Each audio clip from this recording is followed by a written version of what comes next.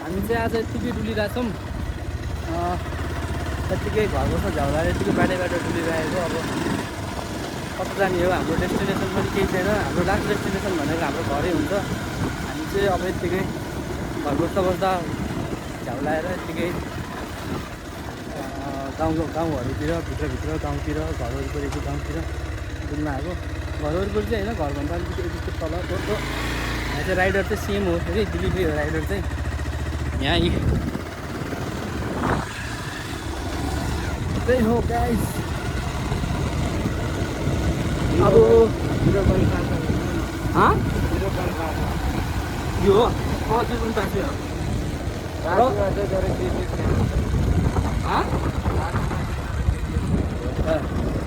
र अब चाहिँ हामी यतिकै हिँडेर छौँ।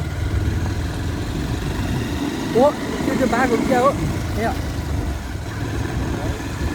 त्यो भनेको नि यहाँ भिडियो बनाउँदै अरे बाघ होइन रहेछ है, तर बिरालो रहेछ।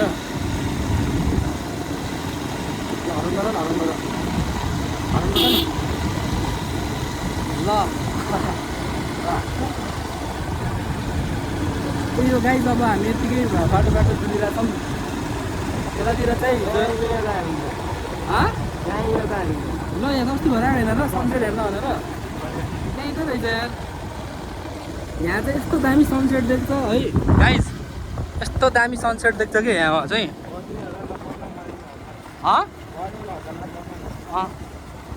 ल हेर्नु होला यस्तो छ ठाउँ। यता साइडमा चाहिँ पुरै नारायणी रिभर छ यता साइडमा चाहिँ। यता जस्तै हो यी।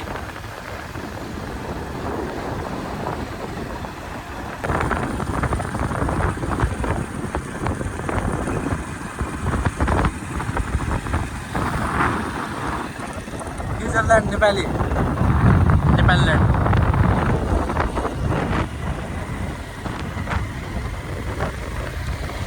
दर्शक पनि तपाईँहरू देख्न सक्नुहुन्छ। अहिले हामी यता हाम्रो मन्जिलको धेरै करिब छौँ। हामी अब सायद 5 मिनट जतिमा चाहिँ पुग्छौँ होला। ल जोडिरहनुहोस्। हस् त, धन्यवाद।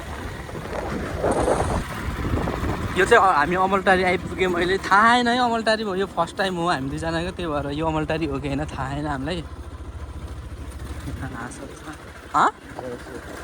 के अरे यहाँ चाहिँ भैँसी हो, उता ब्ल्याक बफेलो। ए भैँसी त कालै हुन्छ है। ए त्यस्तै छ ठाउँ।